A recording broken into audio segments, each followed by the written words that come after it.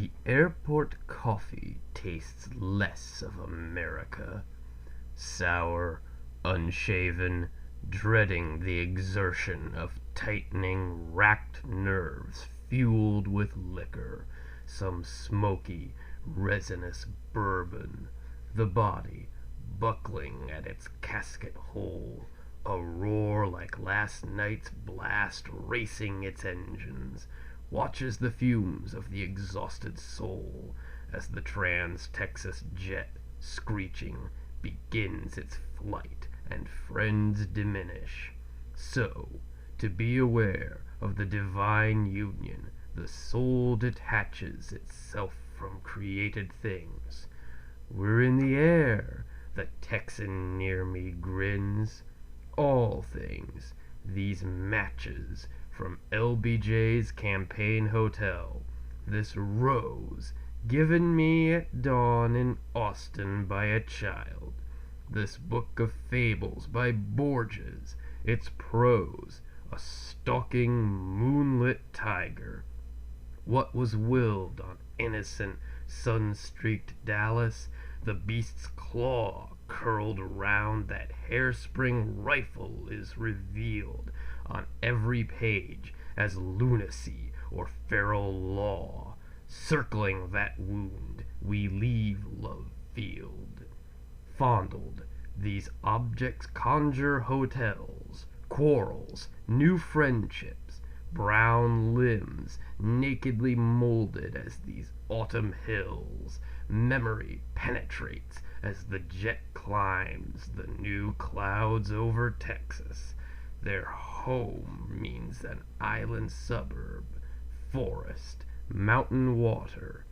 They are the simple properties for scenes whose joy exhausts like grief, scenes where we learn, exchanging the least gifts, this rose, this napkin, that those we love are objects we return, that this lens on the desert's wrinkled skin has priced our flesh, all that we love in pawn to that brass ball, that the gifts, multiplying, clutter and choke the heart, and that I shall watch love reclaim its things as I lie dying. My very flesh and blood, each seems a petal shriveling from its core. I watch them burn. By the nerve's flare I catch their skeletal candor. Best never to be born, the great dead cry. Their works shine on our shelves. By twilight tour their gilded gravestone spines, and read until the lamplit page revolves to a white stasis whose detachment shines like a propeller's rainbowed radiance. Circling like us, no comfort for their loves. The cold glass darkens. Elizabeth wrote once that we make glass the image of our pain. I watch clouds boil past the cold, sweating pane above the gulf. All styles yearn to be plain as life.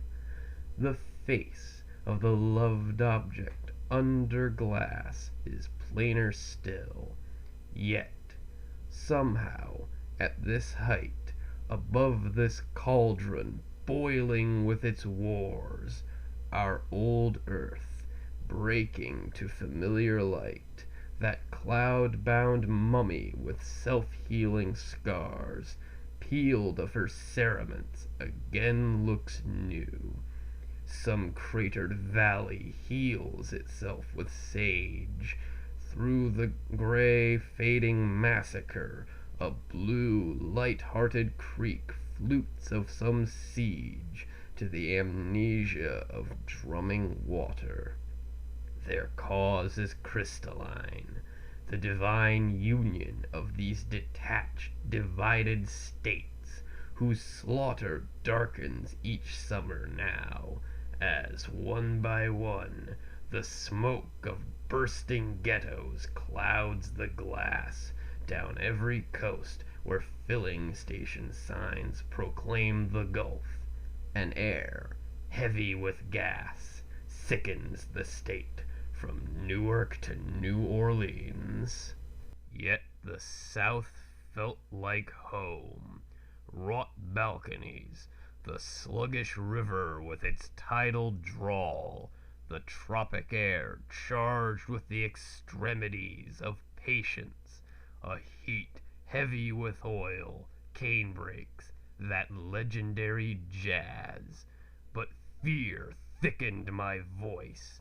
That strange, familiar soil prickled and barbed the texture of my hair, my status as a secondary soul. The gulf, your gulf, is daily widening.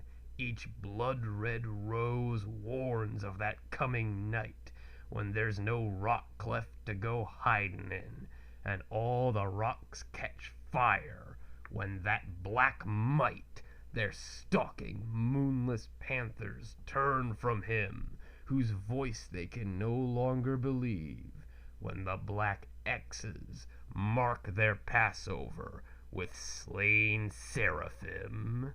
The gulf shines, dull as lead. The coast of Texas glints like a metal rim.